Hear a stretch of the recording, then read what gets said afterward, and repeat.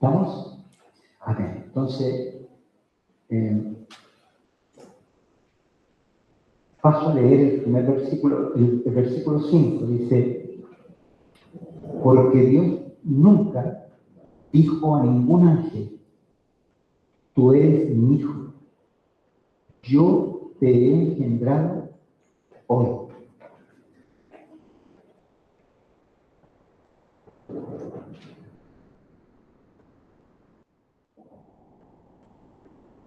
Ni dijo tampoco a ningún ángel, yo soy padre para él y él será un hijo para mí. Pero en otro lugar, al presentar a su hijo primogénito al mundo, dice que todos los ángeles de Dios lo adoren. Y respecto a los ángeles, Dios dice, hace que sus ángeles sean como vientos y como llamas de fuego sus servidores. En el versículo anterior está diciendo que Jesús ha sido puesto como autoridad sobre toda autoridad en los cielos, y particularmente sobre los ángeles. Ayer nosotros podíamos compartir que cuando Dios hizo la primera creación, Dios gobernó el universo usando a los ángeles. Y uno lo ve claramente en el libro de Apocalipsis, cuando vienen los juicios de Dios, son mandatos a los ángeles que están en las aguas, a los ángeles que están en los ríos, a los ángeles que están en el mar. Eh, eh, todo el universo es gobernado por los ángeles. Los ángeles eh, tienen algo que Dios nunca pensó para los hombres. Tienen grados, tienen jinetas, ¿no? Hay ángeles que tienen más autoridad, otros menos. Es como un ejército donde hay generales, hay capitanes, hay sargentos y hay soldados rasos. Hay millares y miriadas de ángeles. Pero Dios, hermanos, en su sabiduría ha puesto autoridad diversa sobre los ángeles. ¿Mm? Y cuando nosotros, por ejemplo, leemos del diablo, que es un ángel caído, entonces el Espíritu Santo habla respecto a él y respecto a aquellos que están con el diablo. Y dice, nuestra lucha no es contra carne y sangre. Y empieza a describir, ahí en el capítulo 6, verso 10, dice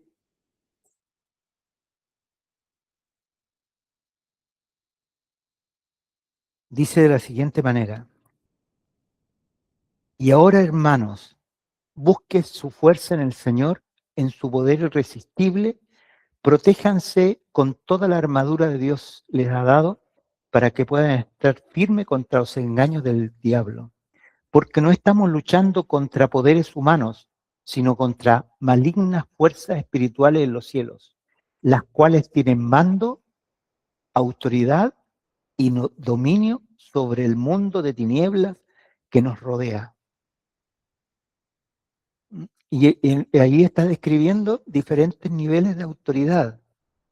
En la versión Reina Valera dice gobernadores, etcétera. En el mundo que está bajo las tinieblas, los ángeles fueron puestos bajo autoridad. Y en el mundo de los ángeles fieles a Dios, también tienen autoridad. De hecho, Cuando ustedes leen el Apocalipsis, ustedes encuentran ahí en el capítulo 4 del libro de Apocalipsis a 24 ancianos. Y esos 24 ancianos son, hermanos, ángeles que son las potestades con las cuales Dios gobierna todo el universo. O sea, cada uno de esos ángeles que tienen coronas, ¿m? O sea, tienen un reinado. Dios les ha dado un reinado digamos, con propósito de la función que tiene cada uno. ¿M?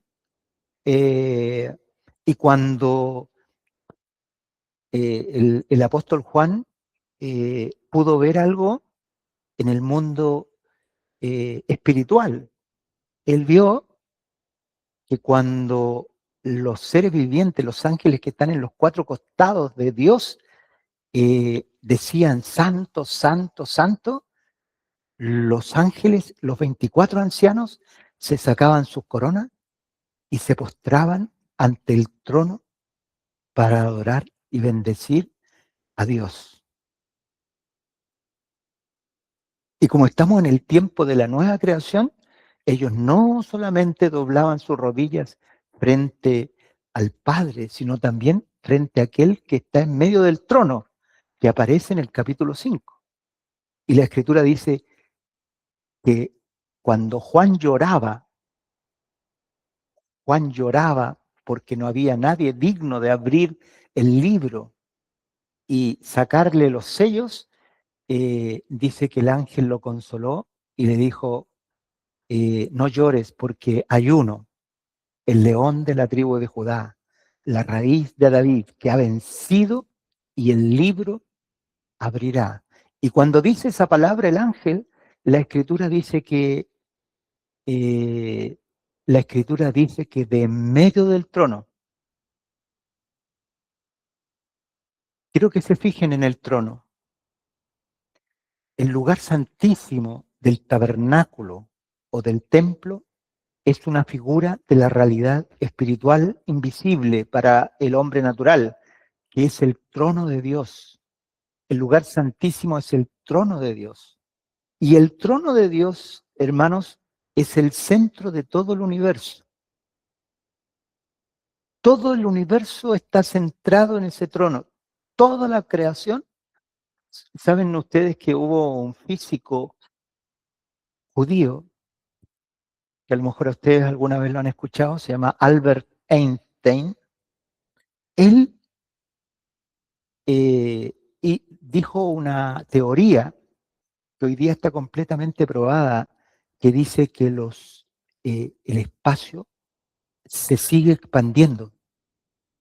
Es como que la creación no puede parar, sigue. Y todo eso viene del trono de Dios. Ahora miren cómo Juan, cuando es muy interesante, a lo mejor yo debía leerlo, eh, eh, el propósito de esta palabra, hermano, es que nosotros amemos al Señor. Aquel que no ama las Escrituras no puede amar al Señor, porque el amor proviene de conocerlo. El que no lo conoce, no lo ama. El que no conoce al Señor, no lo puede amar. Claro, y si uno lo hace de boca, porque tiene boca nomás, ¿no es cierto? Pero no por la realidad de Cristo. Entonces Juan, hermano, dice que se abre una puerta en el cielo. Lo voy a leer para que, hermano, porque nosotros amemos las Escrituras. De repente yo siento que es un error cuando uno comparte los versículos bíblicos y los hermanos les parecen bonitos los versículos que se leen, pero no los palpan. Dios quiere que nosotros palpemos, Apocalipsis capítulo 4, que nosotros palpemos la palabra que se comparte es espíritu y vida. Y el Señor nos ha convocado, no perdamos el pasaje, hermano, y la estadía en este lugar, porque el pasaje y la estadía en este lugar es para que nosotros aprendamos y sigamos amando al Señor. Yo estoy aquí no para figurar, sino para leer junto con ustedes la palabra y que ustedes la pesen. ¿Mm? Estoy leyendo la Biblia popular, Dios habla hoy. Esta Biblia para mí tiene una historia. La primera, la primera Biblia que yo tuve en mis manos y leí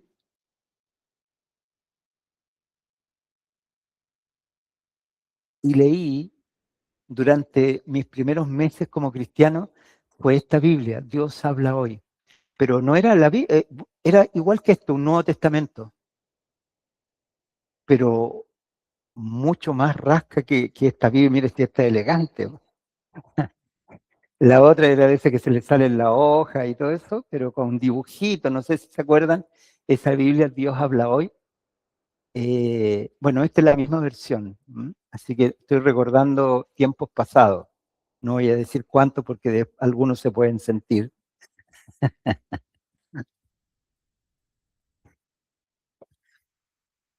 Después de esto, Apocalipsis capítulo 4. ¿Mm? Empezamos en Hebreo 1:5, pero ahora nos trasladamos a, eh, a Apocalipsis 4 para pasar al 5 de Apocalipsis. ¿Ah? Vamos a leer algo del 4 y luego vamos a leer el 5. Y miren, esto es muy interesante porque el Señor Jesús en Apocalipsis, en el primer capítulo, se presenta. Aquel que tiene los ojos como llama de fuego. ¿Le puedo vender al Señor algo que yo no soy? A lo mejor podría, pues le pongo cara, hago como que, porque el Señor tiene ojos como llama de fuego. Por eso el Señor nos llama a rendirnos. Y rendirnos es ser sincero, es ser tal como somos. Y entonces en el capítulo 2, el mensaje a las 7 iglesias. ¿Ustedes se acuerdan? Éfeso, Esmirna, Pérgamo, Tiátira, Sardis, Filadelfia y la Odisea, las 7 iglesias de Asia que representan todo el movimiento cristiano a través de la historia y las posibilidades que tiene la iglesia, o sea, cómo el Señor la ve. Cuando ayer compartíamos contestando la pregunta de una hermana, estábamos mostrando lo que Dios quiere, el ideal de Dios, pero el Señor en su amor nos corrige, nos va corrigiendo porque Dios aborrece el mal. ¿Mm? Y entonces le dice a Éfeso, has perdido tu primer amor, al otro no la alaba, pero tampoco le encuentra defecto y así. Pero ya en el capítulo 4, Juan tiene una experiencia sobrenatural que paso a relatar. Después de esto, dice, o sea, después de haber recibido el mensaje para las 7 iglesias de Asia, dice, miré y vi una puerta abierta en el cielo. O sea, hasta ahora el apóstol Juan había estado en el terreno de la tierra, pero él ve una puerta abierta. Lo que yo estoy hablando parece que fuera tan obvio, ¿ah? Pero estoy ayudando a hermanas como la hermana Sandrita para que molerle el alimento, así, ¿no es cierto? Y darle colado. Y gloria, sí, el Señor de bueno, como el Señor hace con nosotros, con el hermano Mati, abre su oído, ¿no? Estamos moliéndole el alimento. Dice, vio una puerta en el cielo. Y yo lo digo porque a veces nosotros leemos la Biblia y no la figuramos, no la profundizamos. Y mire lo que dice, él vio, estando en el ámbito terrestre, él dice que vio una puerta abierta en el cielo. Y dice, y la voz que yo había escuchado primero, en el capítulo 1, hablando del Señor, le vuelve a hablar y dice, y que parecía un toque de trompeta.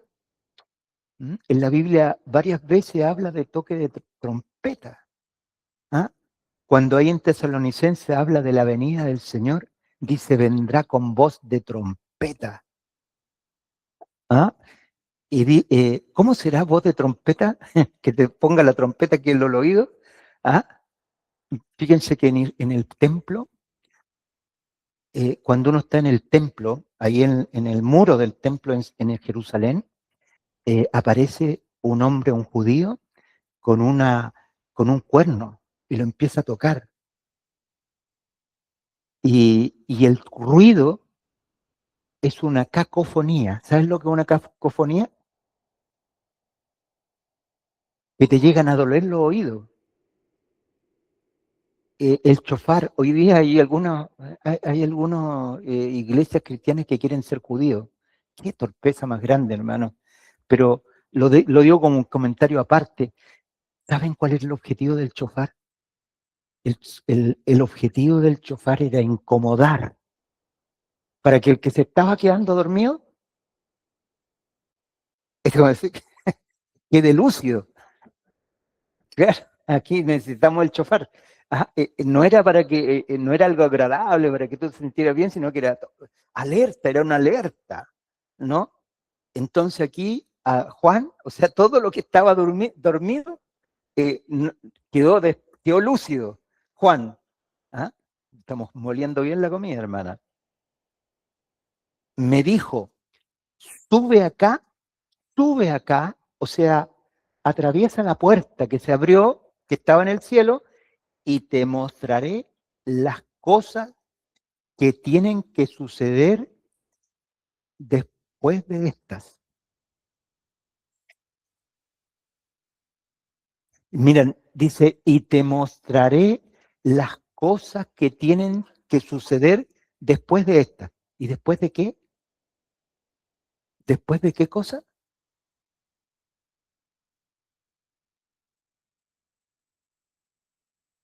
Recuerden que esto viene del capítulo 1, 2 y 3.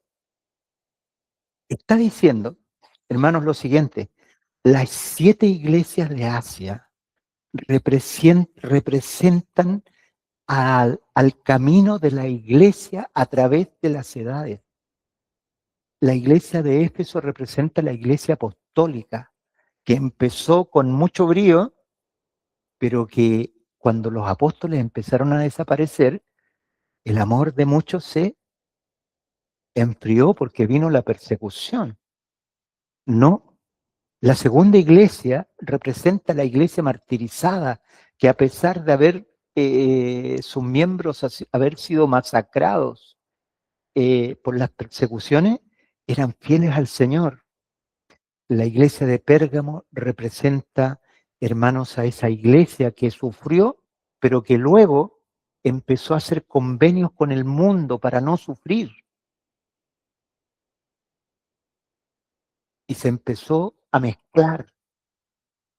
Y la iglesia viene Esmirna, Pérgamo, Tiátira. Tiátira representa a la iglesia católica. Hermanos, desde la cuarta iglesia, que es Tiátira, Sardis, Filadelfia y la Odisea son iglesias que están sobre la tierra. Las primeras 3 ya no existen, pero muestran 3 tipos de iglesia. Tiátira representa la iglesia católica. Yo hace poco hablaba de la herejía que era el marianismo. ¿Se acuerdan? Y justamente Tiátira empieza con esa relación de una relación adúltera. ¿Ah? Y eso es adulterio, porque se cambia, ya no es Jesús el que nació sin pecado, ya no es Jesús el que subió a los cielos, que subió a los cielos en cuerpo y alma, ya no es Jesús el que es rey sobre todas las cosas, sino es la Virgen. ¿Se fijan en la herejía? Tiátira. Sardis representa la reforma del siglo XVI, con Lutero y otros próceres que, que trajeron la justificación por la fe, pero ellos no alcanzaron a conocer la profunda doctrina del Señor. Y el Señor dice, tiene sobrenombre de que vive. Nacieron las iglesias nacionales, el anglicanismo, el luteranismo, las iglesias de Dinamarca, de Suecia, eran iglesias nacionales.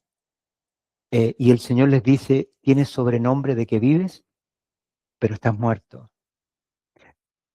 La iglesia de Filadelfia es la iglesia que empieza en el siglo XIX, en el avivamiento de Plymouth, cuando cerca de 40 hombres de Dios, nunca había pasado en la historia del cristianismo que hubieran tantos hombres de Dios de la altura apostólica que tuvieron ese avivamiento. Algunos de ustedes conocen al hermano Charles Mackintosh, por ejemplo, escritor de un comentario del Pentateuco, o el hermano John Nelson Darby, que era un noble inglés y que él renunció a toda su fortuna y sus títulos para ser un simple siervo del Señor. Cuando ustedes ven la palabra de esos hombres, entonces ustedes ven el porte apostólico, no solamente de la palabra que salía de su boca, sino de la vida que vivían. Hay una anécdota del hermano Darby que es notable. A lo mejor a alguno de ustedes le va a parecer negativo lo que pasó, pero el hermano Darby había sido un hombre muy usado por Dios y era muy apreciado por la iglesia. Y entonces de pronto apareció una hermana con la cual él se proyectó para casarse. Y el hermano le preguntó a la iglesia si debía tomar ese camino. ¿Y saben lo que dijo la iglesia? Dijo que no. Y el hermano vivió toda su vida solo. También es interesante cuando él murió, cómo la iglesia lo honró. No, vivió para servir a Cristo y a los hermanos. Entonces ustedes ven en la iglesia de Filadelfia la característica del avivamiento de Plymouth, hermanos, es el centrismo en Cristo. Los hermanos empezaron a ver a Cristo como el sentido de todas las cosas. ¿Mm? Y los hermanos dejaron sus denominaciones para reunirse solamente bajo el nombre de Cristo. Y eso trajo gran luz. Mucha de la luz que el Señor nos ha dado de la palabra viene de esos hermanos que, eh, que no solamente dieron su servicio, sino su vida por la causa de Cristo. Ahora, cuando ustedes saben que ellos se expandieron por todo el mundo, uno de los testimonios más lindos es de la hermana Margaret Barber. La hermana Margaret Barber, que pertenecía al grupo de hermanos de Inglaterra del avivamiento de Plymouth, sintió de parte del Señor ser misionera en China. Entonces, en ese tiempo existían asociaciones de hermanos que ayudaban a los misioneros para que fueran a diversas partes del mundo. El movimiento misionero en Inglaterra, hermano, es tremendo. Los ingleses, hermano, los ingleses enviaron misioneros a todo el mundo, con diferente suerte. Algunos murieron, algunos los mataron y otros Dios los usó tremendamente en todo el mundo. La hermana Margaret Barber postuló para ir a China. ¿Qué significaba? Que le proveían el pasaje y un sustento muy mínimo, pequeño, para sobrevivir. Y la hermana no calificó. Volvió a postular, no calificó, no calificó, no calificó. Pero en el corazón, en el pecho de la hermana Margaret Barber, estaba la necesidad de ir a China. Entonces ella un día tomó un barco con sus propios recursos, sin tener cómo iba a vivir en la China, y se instaló en un lugar, en una casita, hermanos, y fue la madre de un movimiento poderoso que hubo en la China, que se llamó la Manada Pequeña. ¿Y saben lo que ella hizo? Ella no salió a predicar a las calles. Ella no salió a buscar hermanos en las calles, sino que ella, el Señor le trajo a su casa un grupo de jóvenes y ella solamente les enseñó la doctrina cristiana. Uno de los hermanos que bebió de la palabra de la hermana Margaret Barber, fue el hermano Nito Cheng, que algunos conocen como el hermano Watchman Nee. Entre ese grupo estaba también el hermano Witness Lee, y otros hermanos chinos que siendo jóvenes escucharon la palabra de la boca de la hermana Margaret Barber. La hermana Margaret Barber no tenía ¿cómo decirles? Ninguna pretensión. Era una mujer que conocía la cruz. Me refiero cuando una pretensión significa que no quería gloria para ella. No quería que fuera reconocida como la gran misionera en la China, sino que solamente quería servir a su Señor.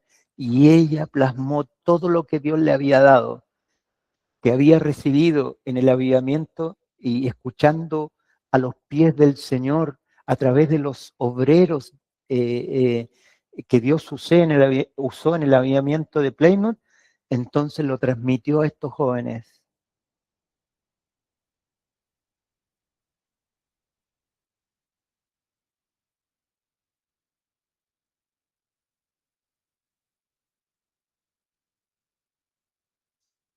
Hace algunos años atrás terminó un entrenamiento que hizo el hermano Christian Chen aquí en Chile. Él durante 10 años se propuso hacer una conferencia para jóvenes, y él durante 10 años vino a Chile con su propio costo.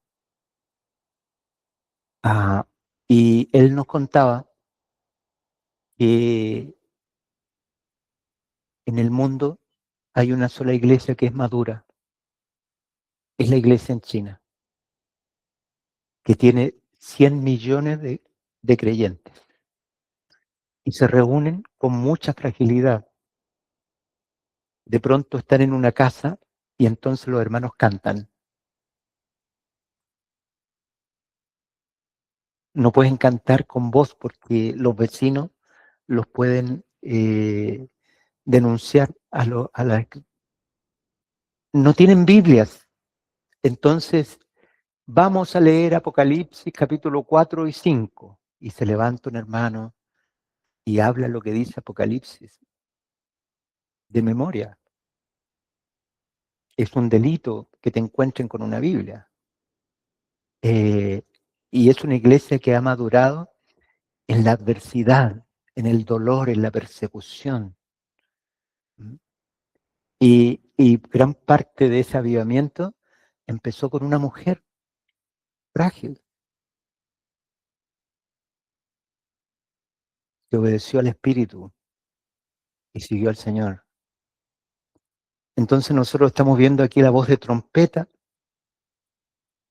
y miren lo que dice el versículo 2, dice, estamos en Apocalipsis 4, dice, en ese momento quedé bajo el poder del Espíritu.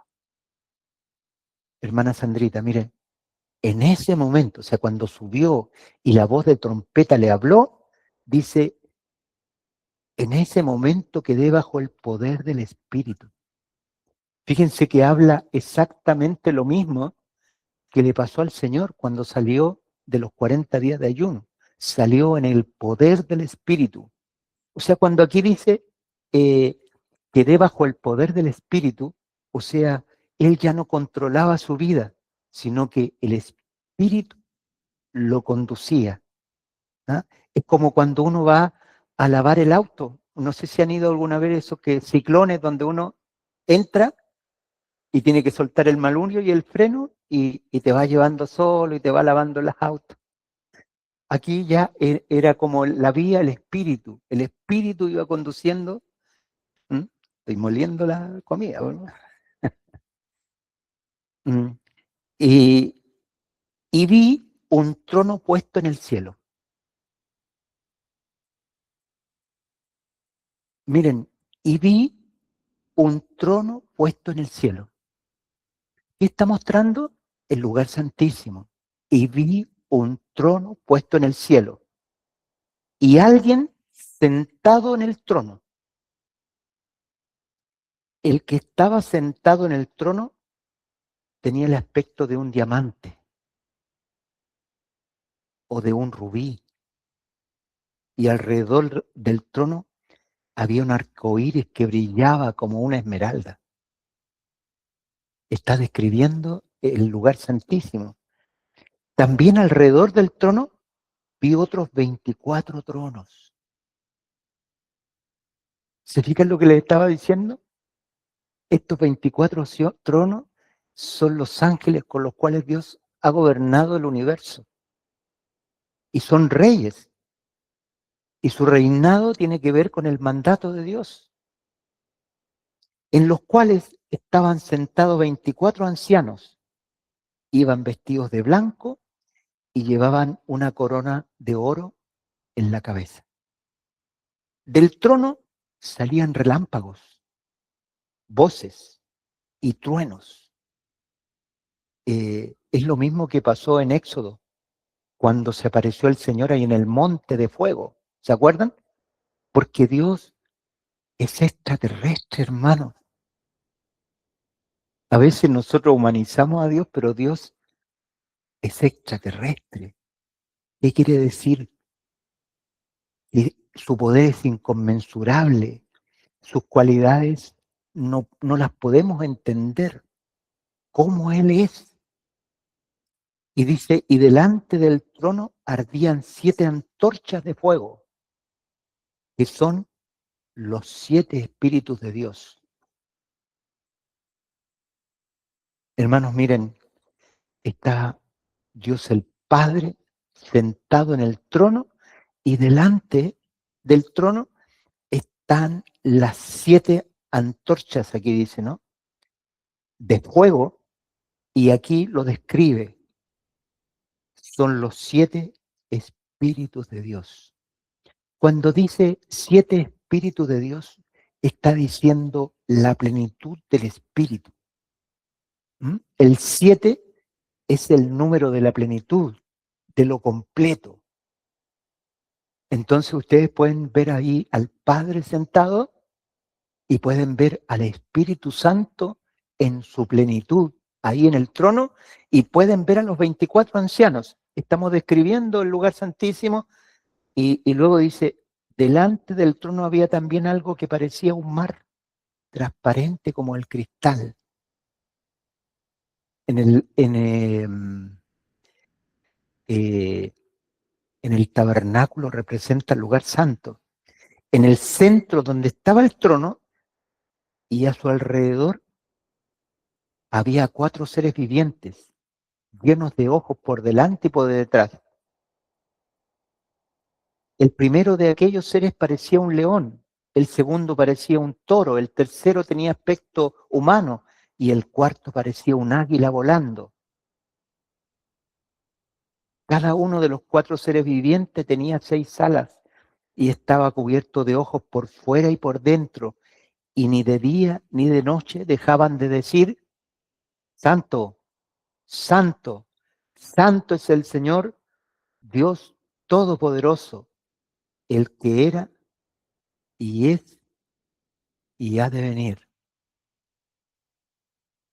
cada vez que esos seres vivientes dan gloria y honor y gracias al que está sentado en el trono, al que vive por todos los siglos, los 24 ancianos se arrodillan ante él y lo adoran. Y arrojando sus coronas delante del trono dicen,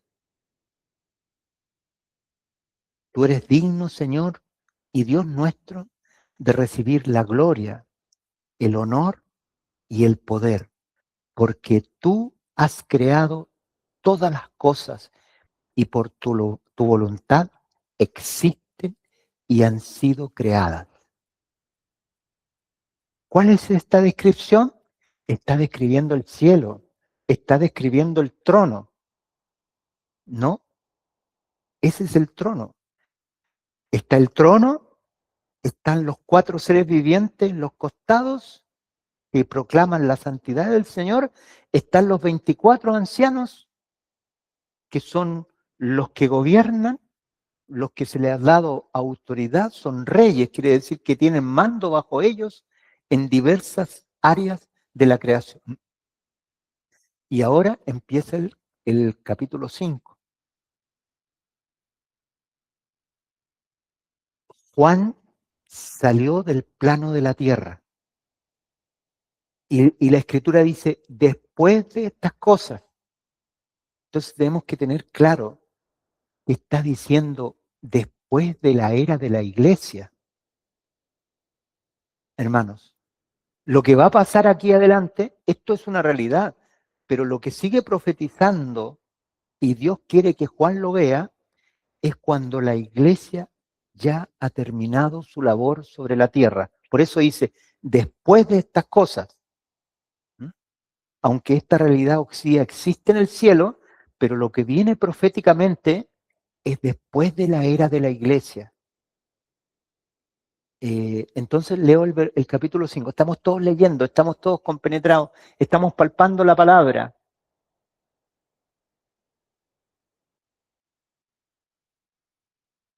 Dice, en la mano derecha del que estaba sentado en el trono, vi un rollo escrito por dentro y por fuera y sellado con 7 sellos. Y vi un ángel poderoso que preguntaba a gran voz, ¿quién es digno de abrir el rollo y romper sus sellos? Pero ni en el cielo, ni en la tierra, ni debajo de la tierra había nadie. En el cielo, el mundo angelical. En la tierra, la humanidad. Y debajo de la tierra, los muertos y los demonios. Y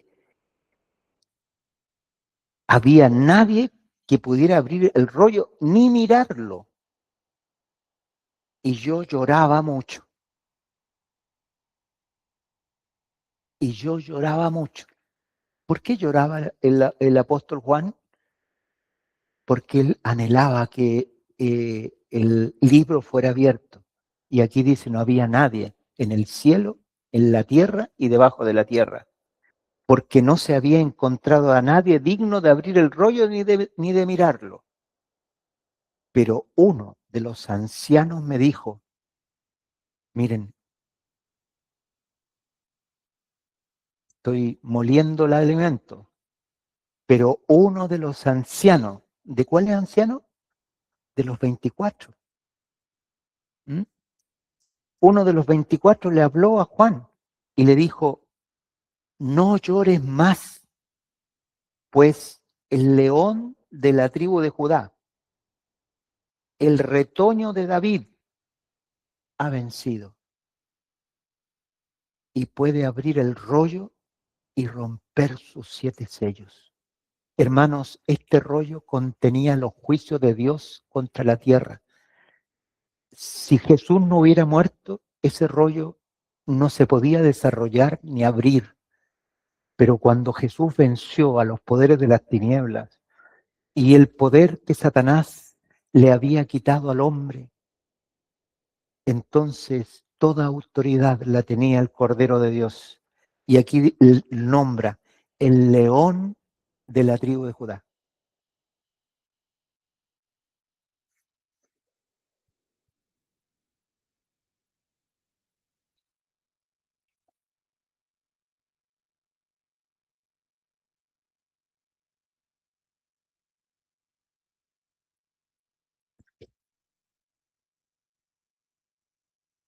Hoy día, Dinita, puedes hacer todo. Nadie te va a llamar la atención. Sigue, que siga tocando nomás.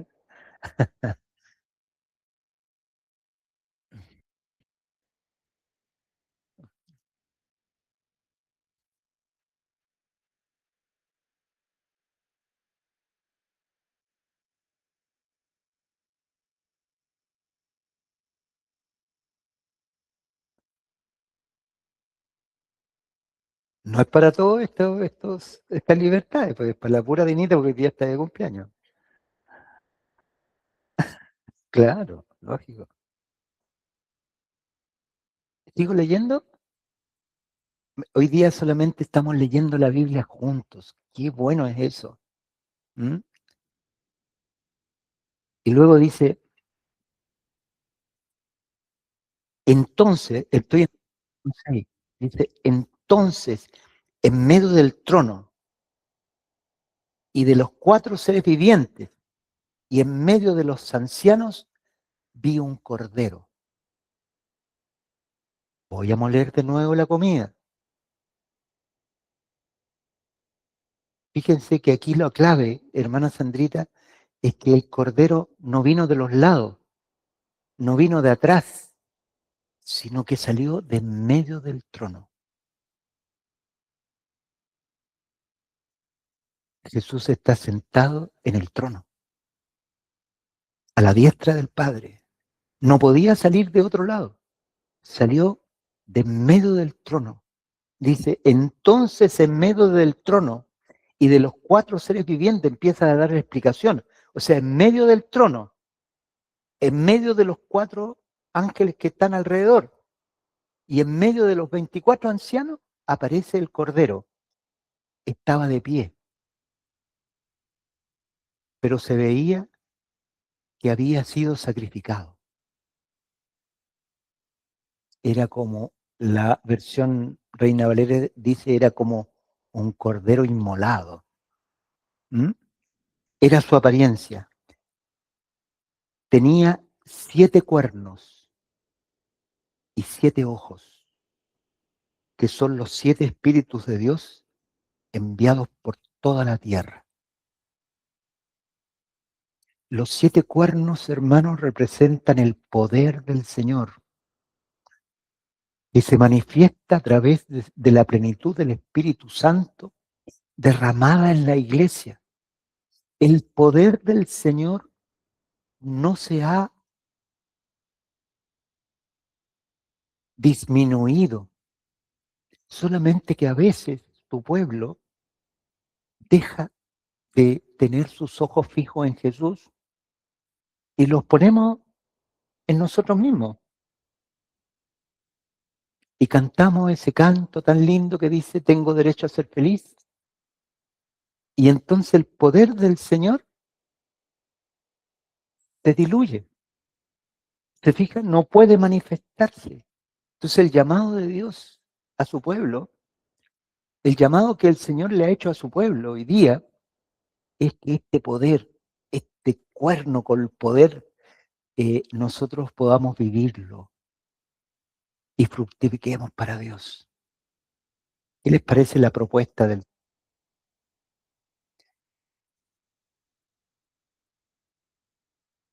Aquel cordero, el versículo 7, fue y tomó el rollo de la mano derecha del que estaba sentado en el trono. Miren, hermanos, hay algunos que dicen que es solo Jesús. ¿Han escuchado esa doctrina?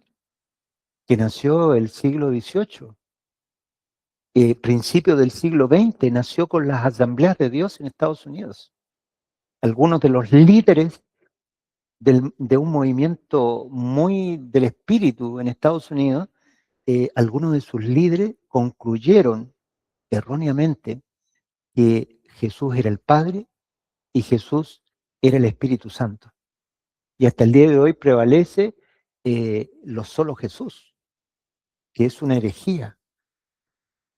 Pero cuando usted lee la Biblia, dice, fue y tomó el rollo de la mano derecha del que estaba sentado en el trono.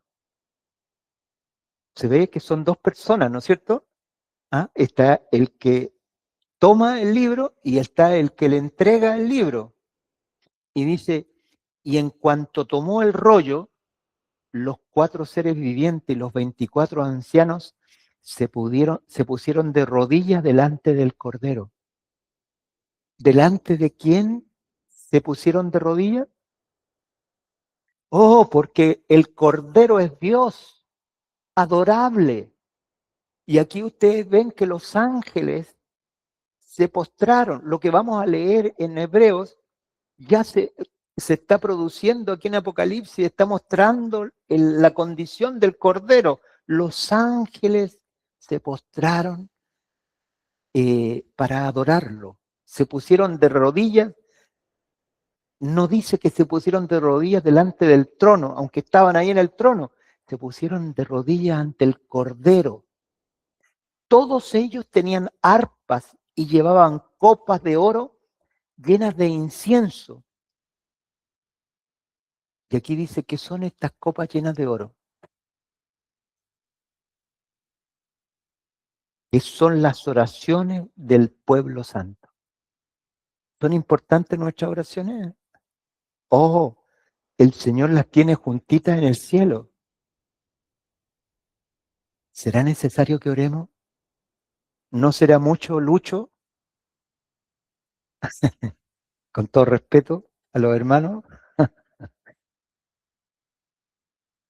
Hermanos, las oraciones están en el cielo. Cuando un creyente se postra ante el Señor, nuestras oraciones son escuchadas hasta lo más mínimo. ¿Saben? Cuando yo venía a este retiro, tenía temor de una cosa, del calor. Y yo le rogaba al Señor que la temperatura bajara. Y he visto el martes, el miércoles, hoy día pasamos frío tuvimos que abrigarnos a mitad de la noche y hasta en esas cosas tan simples, hermano, uno ve al Señor respondiendo nuestro clamor. ¿Mm? El año pasado lo pasamos muy mal con el calor. ¿Mm? Fui a conversar con una hermana ahí en el Sauce y me dijo, me voy ahora, me voy, no puedo, no resisto.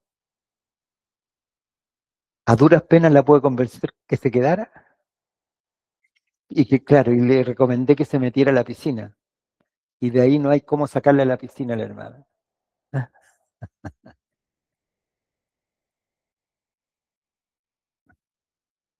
Dice, y cantaban este canto nuevo. Miren, y cantaban, si ustedes se fijan, en el capítulo 4 se adora al Señor como el Creador. Pero miren este cántico. Tú eres digno de tomar el rollo y de romper su sello. ¿A quién está dedicado? A Jesús. Tú eres digno de tomar el rollo y de romper sus sellos. Está dedicado a Jesús. Es adorable el Señor. Hermanos, cuando la iglesia adora a Jesús, necesariamente va a adorar al Padre. No es que sea solo Jesús, es que en la adoración que los creyentes hacen a Jesús, el Padre va a aparecer. Porque fuiste sacrificado y derramando tu sangre, redimiste para Dios gente de toda raza, lengua, pueblo y nación. De ellos hiciste un reino, hiciste sacerdotes para nuestro Dios y reinarán sobre la tierra. Quiero que se den cuenta, porque en algunas versiones de la Reina Valera eh, aparece este cántico diciendo, tú nos redimiste. Pero si se fijan en esta versión, dice, porque fuiste sacrificado derramando tu sangre y redimiste para Dios gentes de toda raza, lengua, pueblo y nación. Y de ellos, no de nosotros, de los que están cantando, sino de ellos. ¿Y saben por qué? Eso es la correcta interpretación de la Escritura. Porque los ángeles nunca han sido redimidos. Porque Dios se acordó de la descendencia de Abraham. No, hermanos, los ángeles visitan nuestras reuniones y dicen, aquí está Hernán Carú. Se preguntan, increíble, limpio, santo, justo, fruto de la obra del Señor. Los ángeles nunca, nunca han sido redimidos. Los ángeles que pecaron, hermanos, fueron apartados del servicio de Dios y tienen un futuro ya designado para ellos. Pero aquí estamos hablando de los ángeles fieles al Señor. Y los ángeles fieles adoran al Cordero. Nosotros también lo adoramos. Y lo adoramos porque Él nos redimió. También la adoración tiene un porqué. Porque tú nos redimiste. Nosotros podemos decir eso, pero los ángeles dicen, porque los redimiste a ellos. Luego miré y oí la voz de muchos ángeles que estaban alrededor del trono, de los seres vivientes y de los ancianos. Había millones y millones de ellos. ¿Qué habían? Ángeles. ¿Qué hay en el cielo? Ángeles. ¿Y qué hacen los ángeles? Adoran a Dios y adoran al Cordero de Dios. Y decían con fuerte voz, nuevamente los ángeles tienen otra expresión y dice, el Cordero que fue sacrificado o el Cordero que fue inmolado es digno. Hermanos, ¿de qué es digno el Cordero? ¿De qué es digno el Cordero, hermana Sandrita Parra? Miren, aquí lo dice, para que lo entendamos, moliéndola bien. El colado, aquí está el colado, dice, es digno de recibir el poder y la riqueza, la sabiduría y la fuerza, el honor, la gloria y la alabanza. ¿Saben que en la Biblia está prohibido adorar a la criatura? Si Jesús, yo les voy a decir otro extremo en el pensamiento del hombre. Recién les hablé de lo solo Jesús, pero el otro extremo es que Jesús es una criatura, que no es Dios. Es la doctrina que sostienen los testigos de Jehová, ¿no? El otro extremo, uno dicen solamente Jesús es Dios, es el Padre y el Hijo, y estos otros dicen Jesús no es Dios. Pero miren, aquí la palabra de Dios refuta eso porque la Biblia prohíbe adorar a la criatura y a la creación. Hermanos, ¿qué hacían los pueblos antiguos? Adoraban a la criatura y adoraban la creación. Por ejemplo, el dios de los incas era el sol. El dios en Egipto era el sol. Y después venían una camada de otros dioses. Y para Dios era vomitivo. Y los juicios, fíjense que Dios mandó 10 plagas a Egipto. Y las 10 plagas estaban relacionadas con los 10 dioses que adoraban los egipcios. ¿Sabían ustedes eso? Dios aborrece la idolatría, pero aquí dice el honor, la gloria y la alabanza. ¿Para quién? Si Cristo fuera criatura, esta palabra habría que sacarla de la Biblia, pero Jesús no es criatura, es Dios. Es Dios bendito por los siglos y nosotros también los ángeles expresaron la alabanza al Cordero y la iglesia adora al Cordero de Dios. Y oí también que todas las cosas creadas por Dios en el cielo y en la tierra, debajo de la tierra y en el mar, decían, o sea, miren, toda la creación, esto es como una orquesta, hermano. Lo primero, el primer hablar es como cuando solamente hay cántico, está un violín. Después es como que se tocó la guitarra, eh, el, el bajo, no está el instrumento, pero allá está. El bajo, ¿no? Qué importante el bajo, que tienen que haber hermanos que toquen el bajo, traer sus bajos. Pero cuando aquí dice, oí que toda la creación era como todos los instrumentos de la orquesta, todos empezaron a tocar, es el todo, es cuando tú escuchas esa orquesta y empieza con el piano, el violín y luego la viola, los timbales. Aquí, aquí está todo. Dice, y oí también que todas las cosas creadas por Dios en el cielo, en la tierra, debajo de la tierra y en el mar, decían al que está sentado en el trono y al Cordero, sean dados la alabanza, el honor, la gloria y el poder por algunas semanas, por todos los siglos. Y aquí ustedes ven la adoración al Padre y al Hijo. O sea, el que está sentado en el trono y al Cordero. Están todos los instrumentos. Entonces, ¿qué hace la iglesia? La iglesia adora al Cordero y adora al Padre. Nadie viene al Padre. No dice nadie va al Padre, dice nadie viene al Padre. Y creo que esto, hermanos, tiene que ver con la palabra revelada. Nadie viene al Padre. Miren, nadie viene al sino a través de Cristo. Cuando nosotros adoramos, adoramos al Hijo y en el Hijo llegamos al Padre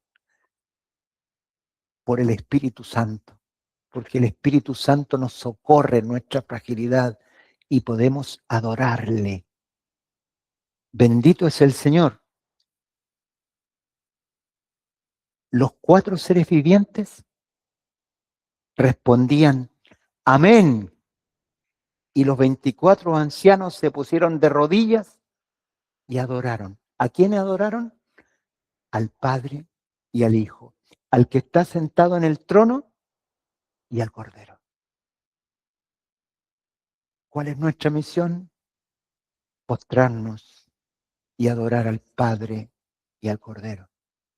A veces nosotros nos cuesta esto, hermanos. Nos cuesta postrarnos y venimos a las reuniones cargados con nuestros dramas, con nuestras cosas. Pero la iglesia tiene una vocación, un llamado, a adorar, a adorar. Un día estábamos en una reunión en Temuco y hay un hermano músico muy prominente que Dios ha usado mucho, que es el hermano Mario Contreras, que cantábamos el Salmo 63. Entonces un hermano comentó que en el cielo los dones iban a cesar, los ministerios de la palabra iban a cesar. Y el hermano dijo, lo único que vamos a quedar, vamos a ser los músicos, porque vamos a adorar a Dios por la eternidad. Y a algunos ministros de la palabra no les pareció tan bien lo que dijo el hermano. Pero es verdad. Así que no menosprecien su ministerio, hermana, que antes se me tienen cantando todo el día, dice que es la música ambiental.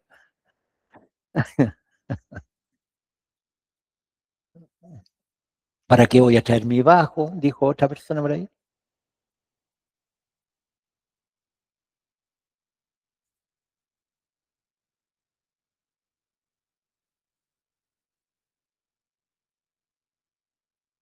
Y entonces ahora que hemos leído el capítulo 4 y 5, vamos a poder comprender lo que dice Hebreos. No, dice, porque Dios nunca dijo a ningún ángel, tú eres mi hijo, yo te he engendrado hoy. Hermanos, cuando en los testigos de Jehová dicen que Jesús no es Dios porque aquí dice que fue engendrado. Cuando aquí habla del engendramiento de Jesús, eh, no se refiere a la creación de Jesús, sino al nuevo hombre nacido de la muerte y de la resurrección. Está hablando del nuevo hombre que fue engendrado por el Padre, no fue creado, fue engendrado. Por ejemplo, hablemos del Nico Parra. ¿Sus padres lo crearon o lo engendraron? ¿Qué dicen ustedes?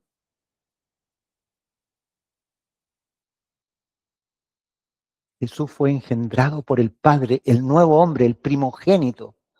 Ahora, fíjense la importancia de esto, porque ustedes también, Dios hizo una nueva creación, pero nosotros somos hijos de Dios, somos engendrados por Dios, por el Espíritu. Así como Jesús fue engendrado, nosotros también fuimos engendrados, hermanos, y Dios nos declara hijos. Un hijo no es creación, es hijo, es procreado. Bendito es el Señor. Entonces dice, tú eres mi hijo, yo te he engendrado hoy, ni dijo tampoco de ningún ángel, yo seré un padre para él y él será un hijo para mí. O sea, eso dice, está refiriéndose a escrituras del Antiguo Testamento. Quiere decir que los profetas profetizaron lo que iba a pasar cuando Jesús se levantara victorioso de la tumba y se sentara en los cielos. El Padre lo iba a declarar hijo y él se iba a declarar padre para él. Pero en otro lugar, al presentar a su hijo primogénito, miren, al presentar a su hijo primogénito, estos son todas escrituras del Antiguo Testamento que se cumplieron cuando Jesús resucitó y se sentó en los cielos.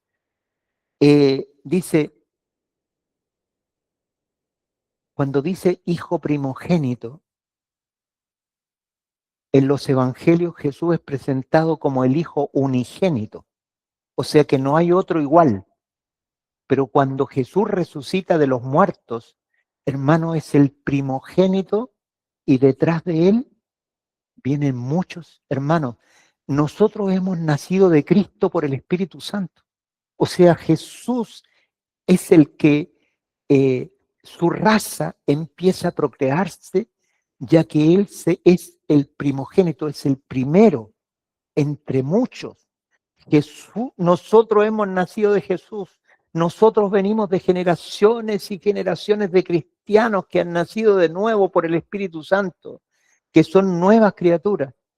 Pero antes que eso pasara, Dios dijo del primogénito cuando lo introdujo al mundo, cuando, hermanos, Dios ingresó al primogénito al mundo, cuando vino el Espíritu Santo sobre 120 en Pentecostés, porque trajo el Espíritu del Hijo a vivir y nacieron de nuevo, una nueva raza. ¿Qué pasó con la antigua?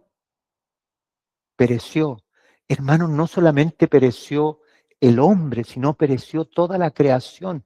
La creación está a minutos de ser transformada, se ha envejecido y va a perecer. Y anhela la creación eh, ser revestida de eternidad. Bendito es el Señor. ¿Y qué dijo respecto al Hijo primogénito, cuando lo introdujo al mundo, que todos los ángeles de Dios lo adoren. ¿Qué vimos nosotros en Apocalipsis? Que todos los ángeles de Dios se postraron y en 3 etapas fueron diciendo y proclamando que Jesús era adorable. Y termina el capítulo diciendo que los ángeles se postran, se arrodillan delante del Padre y del Hijo para adorarlo. Respecto a los ángeles, Dios dice, hace que sus ángeles sean como vientos y como llamas de fuego sus servidores. O sea, son siervos de Dios. No han perdido su valor delante de Dios, pero es diferente quien sirve en la casa que el hijo de la casa. ¿Se dan cuenta de las cosas? Y aquí vamos al ejemplo del perro del hermano Juliano. Ese día que estábamos estudiando Apocalipsis y se levantaron los 2 hijos del hermano mientras estábamos compartiendo la palabra, querían un sándwich, tenían hambre. Y la hermana Lisette se levantó como un rayo, les hizo un sándwich y se los entregó. Y en medio de esa escena, que algunos de ustedes estaban ahí en vivo, el perro, un perro bonito, negro, rajuñaba la puerta porque quería entrar. Los hijos recibieron pan, cariño, y el perro dice, cállate ya, ¿qué estás haciendo? Ladrando, molestando. Esta es la diferencia, hermanos, con los hijos. Pero dice, pero respecto al hijo dice, tu reinado, oh Dios, es eterno.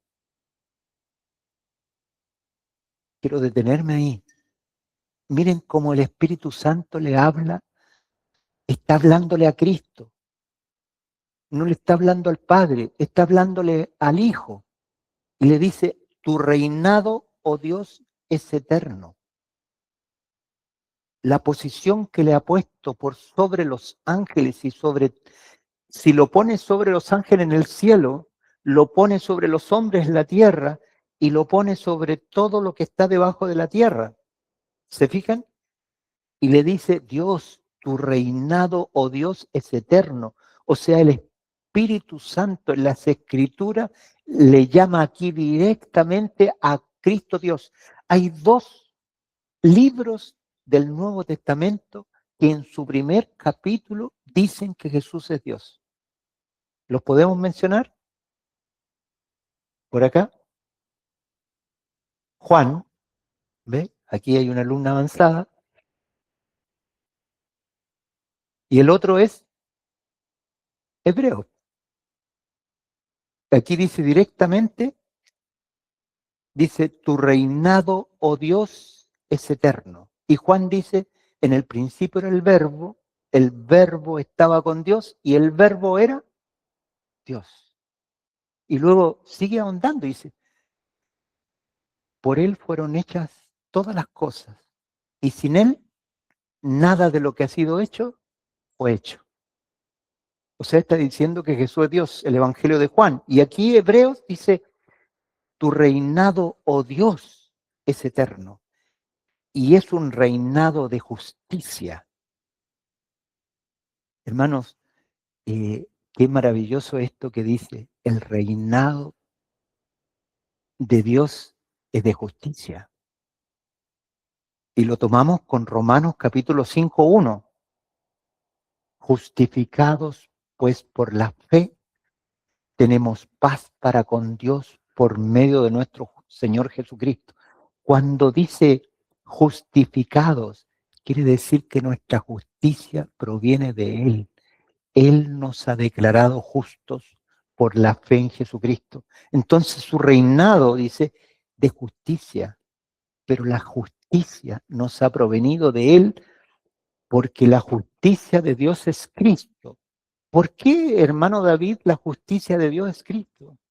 Porque usted merecía morir. Lo justo era que usted muriera.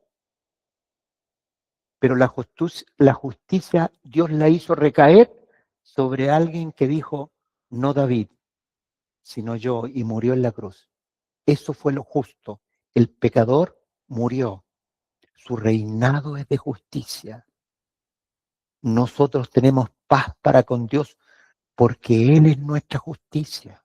La deuda que nosotros teníamos con el Padre a causa del pecado fue pagada completamente ahí en el Calvario. Tu reinado es de justicia. Has amado lo bueno y odiado lo malo. Por eso te ha escogido Dios, tu Dios. Hermana Sandrita, mire, atención, levante sus antenitas de vinil, porque miren lo que dice aquí. En el principio del versículo 9 dice, eh, eh, tu reinado, oh Dios, está hablando de Cristo y le llama Dios. Pero luego al final dice, por eso te ha escogido Dios. O sea, Dios ha escogido a Dios, tu Dios. O sea, quiere decir que Dios el Hijo tiene un Dios y es su Dios. Y estás viendo que está el Hijo y está el Padre. Y el Hijo, que es Dios, ha en forma voluntaria, no en cuanto a poder y cualidad, sujetarse al Padre por amor. No, yo soy más o yo soy igual que tú, así que entre gitanos no tiremos las cartas, sino que el Hijo se ha sometido, pero aquí le llama a Jesús Dios. Y también dice que este Dios tiene su Dios, que es el Padre. Estamos desglosando la palabra así infinita para que nadie quede fuera de la revelación de la Escritura. ¿Vamos bien, hermanos? ¿Lo ve, hermana Sandrita?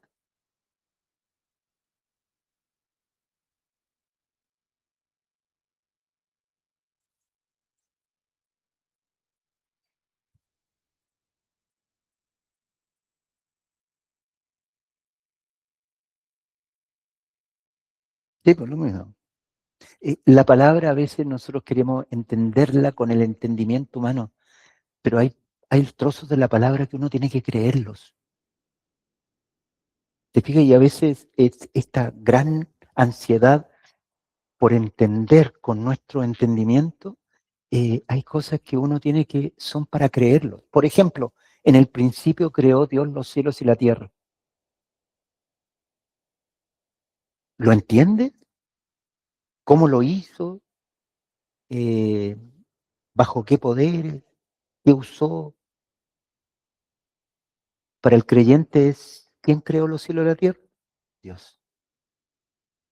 Para nosotros, Cristo es Dios. Pero a la vez, Cristo tiene un Dios, su Dios, que es el Padre.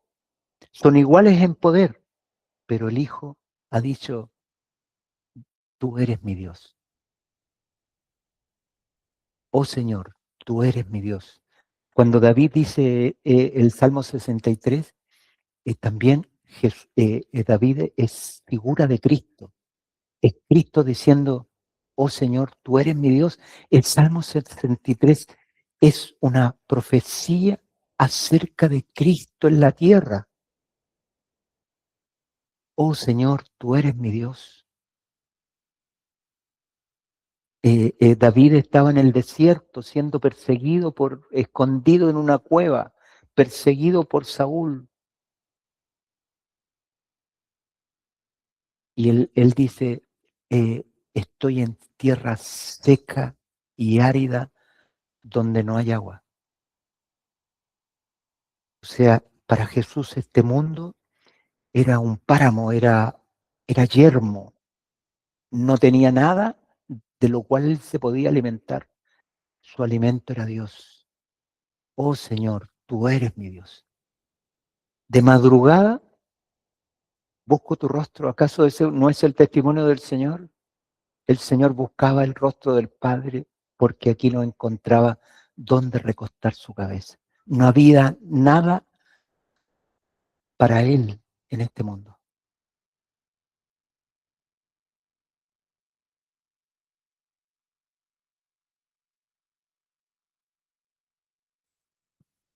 Hermana,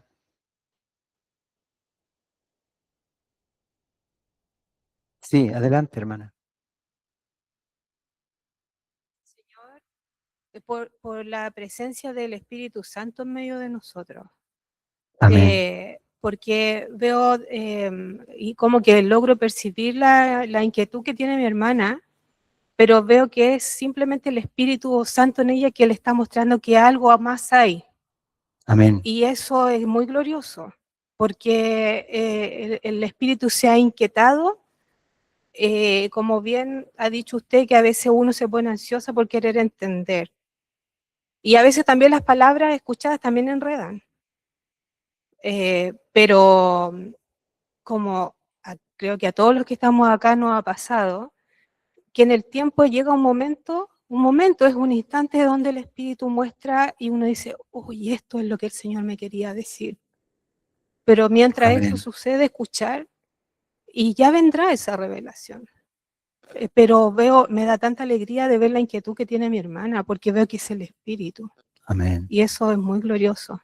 Porque podría no ser, o podría quedarse callada, o todo acá, porque creo que todos estamos un poco tratando de tomar la parte que nos corresponde a cada uno.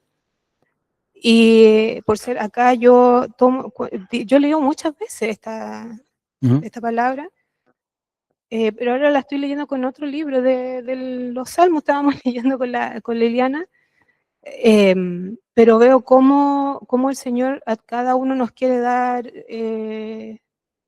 algo, Nuestra porción. nuestra porción, y acá cuando dice de Dios, veo que la misma Biblia va confirmando que aquí está hablando que el Hijo ha reconocido a su Padre como Dios, pero el Padre lo está reconociendo a él también como Dios.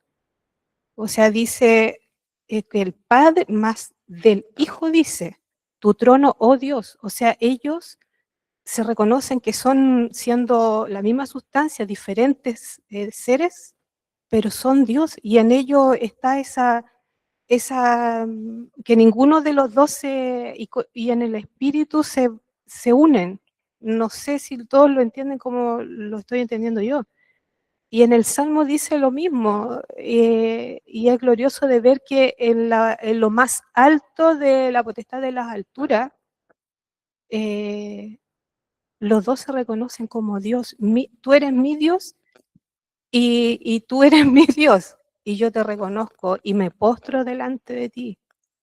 Y eso es tan glorioso porque veo cómo el Espíritu va inquietando los corazones y va mostrándonos a cada uno lo que necesitamos saber en este momento. A mí personalmente me jugó tan en contra porque me ponía ansiosa y quería entender y parece que me no entendía. Y creo que ahora tampoco entiendo mucho, pero sé que estoy recibiendo algo, que en algún momento es mi responsabilidad después escudriñar. Claro. Pero quiero darle gracias al Señor, eso quiero decir que el Espíritu del Señor está en medio de nosotros y confiamos en la obra que el Señor va a hacer en cada uno de nosotros. Escuchemos, el Señor nos dice, escuchen. Eso, para que no nos desanimemos, porque de repente uno como que chuta, como que no estoy entendiendo. ¿No? A mí me ha pasado, por eso lo digo. Y hoy día hemos comentado con el Mauro en estos días, pucha, algo hay que no logramos hilar, no, pero confiamos que está el Señor operando a través del Espíritu. Amén. Eso, perdón, no quería.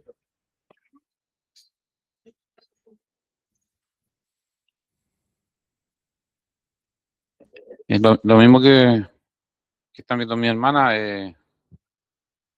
hijo y padre, ¿cierto? Dios, Dios.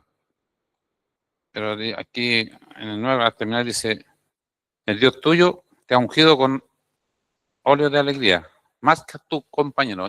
Ahí yo veo que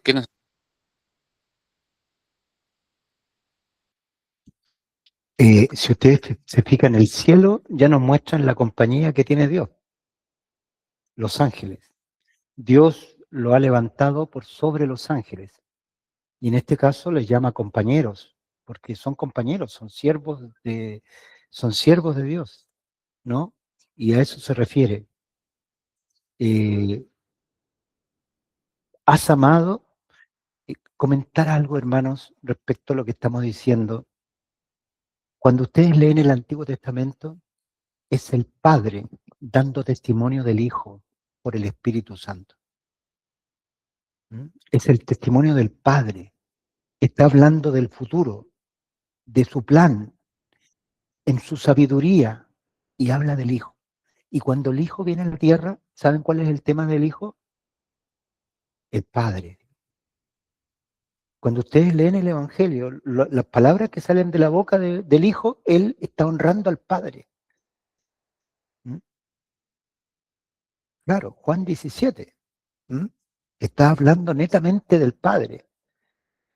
Y ahora cuando viene el Evangelio, el Padre da testimonio del Hijo y el Hijo da testimonio del Padre. ¿Qué testimonio da el Hijo respecto al Padre? Que el plan de Dios nació en el corazón del Padre y que Jesús ha ejecutado el plan. ¿Mm? Y nos ha traído eterna salvación a nosotros y nos ha mostrado no solamente el pasado, sino el presente y también el futuro en relación a ese plan. Bendito es el Señor. Termino de leer. Pastor, tengo una inquietud. Hermana Lilita, Mire, me llama la atención porque en la palabra dice, por ejemplo, usted estaba leyendo el 4 Apocalipsis, en el 2 dice, y al instante yo estaba en el Espíritu y veo una E mayúscula. No sé si hay algo que me pueda explicar, no sé.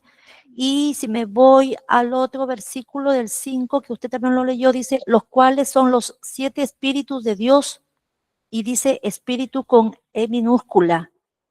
Y me voy a Hebreos, y también dice el que hace, la 1:7 abajo dice el que hace a sus ángeles espíritus, E minúscula.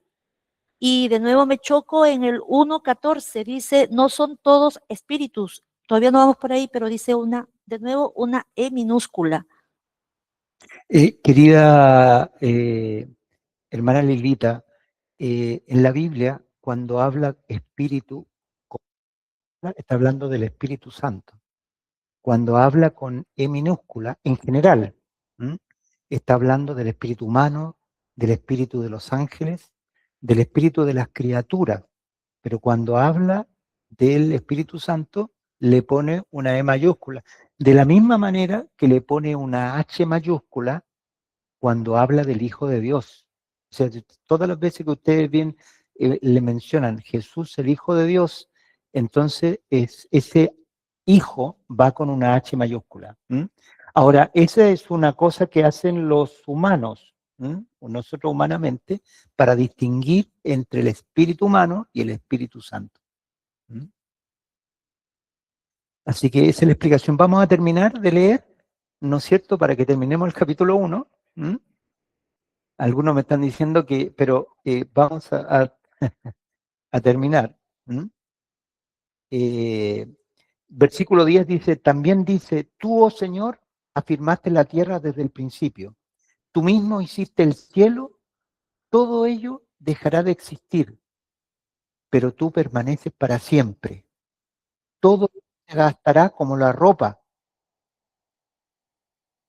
Lo doblaste como se dobla un vestido. Lo cambiarás como quien cambia de ropa, pero tú eres el mismo. Tu vida no terminará. Está hablando del Hijo. O sea, el Hijo es eterno. Y la creación,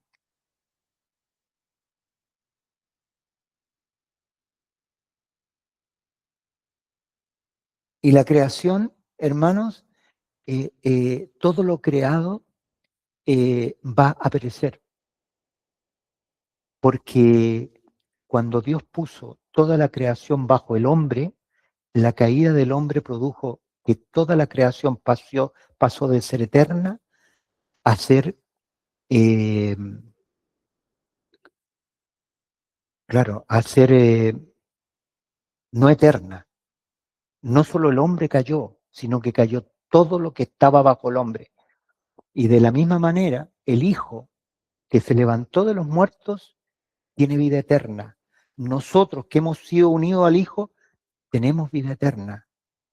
Y esta creación como la que conocemos se va a mudar.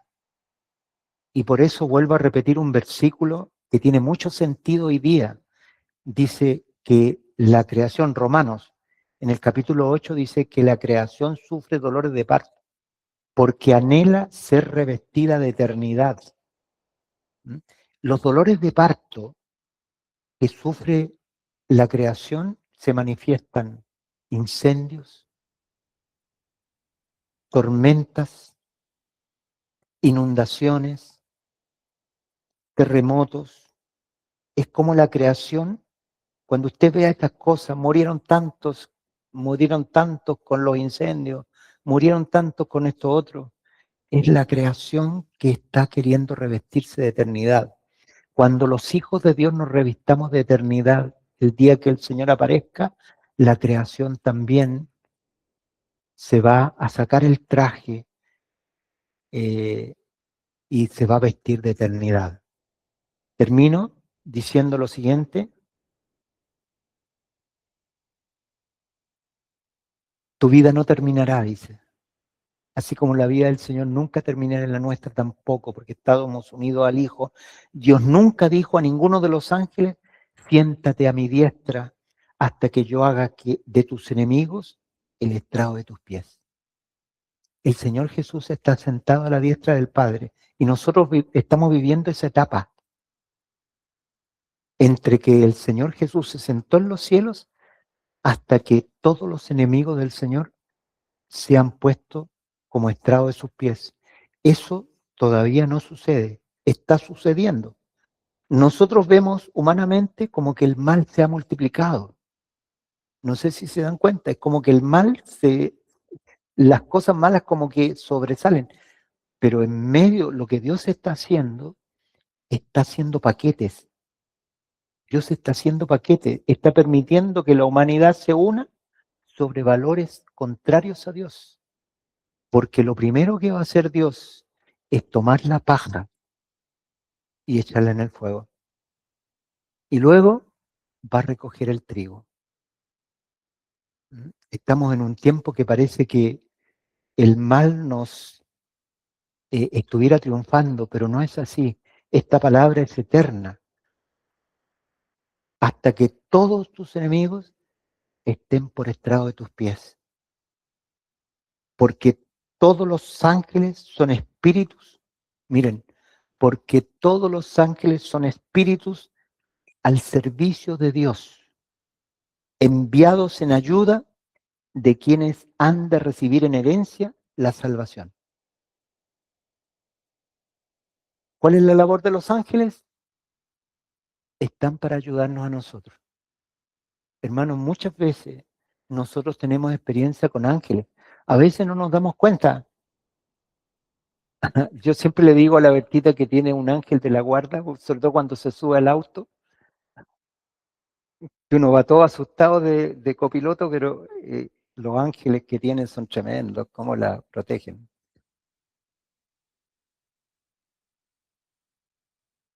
Claro, los ángeles son espíritus ministradores. ¿Qué dice?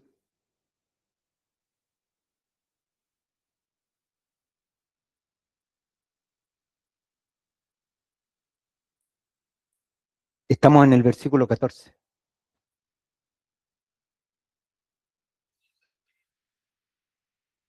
Claro, la palabra ministradores significa servidores. ¿Acaso no son todos? Es una pregunta. ¿Acaso no son todos? Aquí dice, solamente dice, Versículo 14. 14 dice, no son todos espíritus ministradores enviados para servicio a favor de los que serán herederos de la salvación. O sea, es una pregunta. No es una afirmación. No dice no son todos, sino que dice no son todos Claro, es una pregunta, o sea, queriendo afirmar que todos son servidores nuestros, que están a nuestra disposición para hacer. No.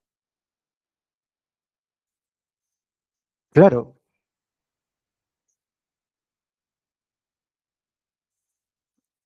claro, no lo presenta como pregunta, sino como afirmación. ¿Mm? Amén. Claro, esto es una afirmación, pero es lo mismo lo que dice acá como pregunta, como lo plantea. Amén. Entonces terminamos el capítulo 1, pensábamos llegar al capítulo 13, pero como vamos, pero gloria a Dios que nos ha permitido, hermanos, con mucha fragilidad, estar en este retiro y compartir la palabra.